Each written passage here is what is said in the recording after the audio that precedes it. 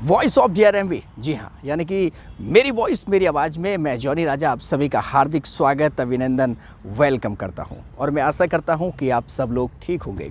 आज के इस दिन में जॉनी राजा का ये संदेश, ये कहानी आपको बहुत पसंद आएगी। एक समय की बात है कि एक लड़का कहीं रास्ते से जा रहा था। रास्ते में जाते जाते उसको एक बिजली के खंभे पर एक पर्ची लगी हुई दिखाई दी। उस पर्ची के पास पहुंचा, दूर से देखा तो उसको कुछ नज़र आ नहीं था।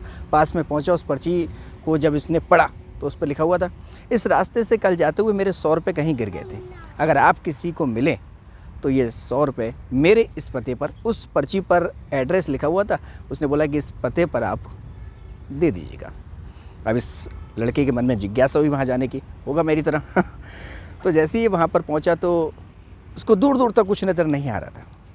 काफ़ी देखने के बाद इसको एक टूटी फूटी झोपड़ी नज़र आई और झोपड़ी में से एक महिला, एक बुजुर्ग वृद्ध औरत हाथ में डंडा लिए वो बाहर निकल कर आई।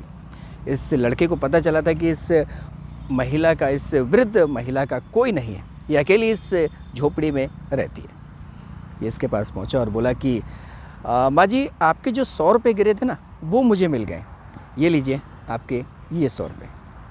ये वृद्ध महिला रोने लगी और बोली, बच्चे, कल से 15-20 लोग आकर मुझे 100-100 रुपये देकर गए हैं।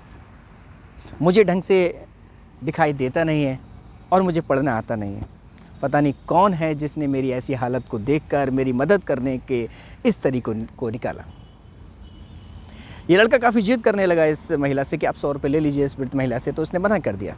और काफ़ी जिद करने के बाद इस महिला से आखिर उसने बोला कि आप ले लीजिए, आग्रह किया काफ़ी। और इस वृद्ध महिला ने ये 100 रुपये रख लिया और बोली कि बेटे, तुझसे एक बात बोलती हूँ मैं, मुझसे एक वादा कर, जाते जाते तो उस पर्ची को ज़रूर फाड़ के जाएगा। बोला कि ठीक है, मैं इस पर्ची को फाड़ दूंगा, आप ये 100 रुपये रख लीजिए। इसने ये 100 रुपये रख लिया और ये जब आगे बढ़ा, थोड़ी दूर आगे बढ़ा ही था कि ये सोचने लगा कि मुझसे भी पहले 15-20 लोग आए होंगे, उससे भी इस माँ ने ऐसा बोला होगा, लेकिन उन्होंने जब पर्ची नहीं फाड़ी तो मैं क्यों फाड़ूं।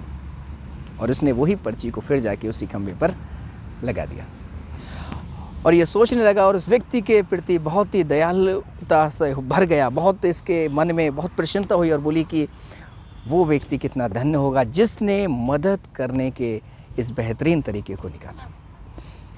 प्रियो, ये छोटा सा संदेश हमें शिक्षा ये देता है कि अगर हमारे मन में किसी के प्रति मदद करने की इच्छा है ना, तो तरीके तो अपने आप निकल जाते हैं।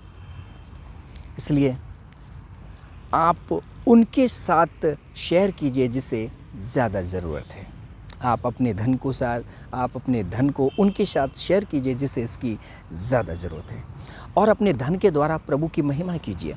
प्रभु यीशु के वचन में भी लिखा हुआ है कि आप अपने लिए पृथ्वी पर धन इकट्ठा ना करो जहाँ कीड़ा, काई, चोर सेंध लगाते हैं। अपने लिए स्वर्ग में धन इकट्ठा करो जहाँ ना तो कीड़ा, ना काई, ना चोर सेंध लगा सकता है।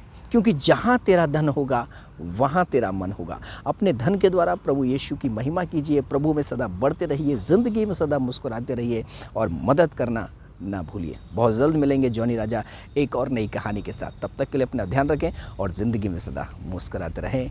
Good bye.